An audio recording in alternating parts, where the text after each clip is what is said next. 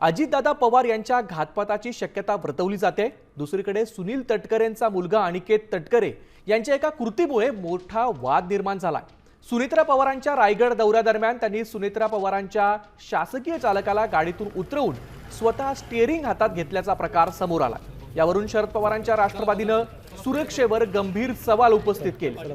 काही घातपात झाला असता तर त्याला जबाबदार कोण असा सवाल देखील राष्ट्रवादीने विचारलाय।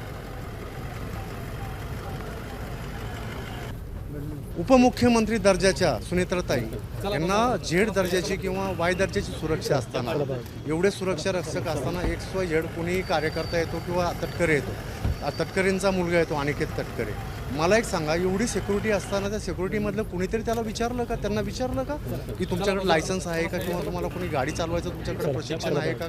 घातपात झाला असता त्याला जबाबदार कोण?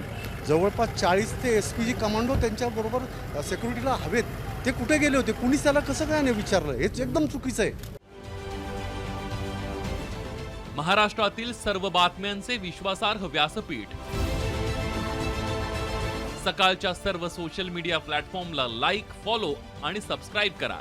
तसंच सर्व नोटिफिकेशनसाठी बेल आयकॉन प्रेस करायला विसरू नका।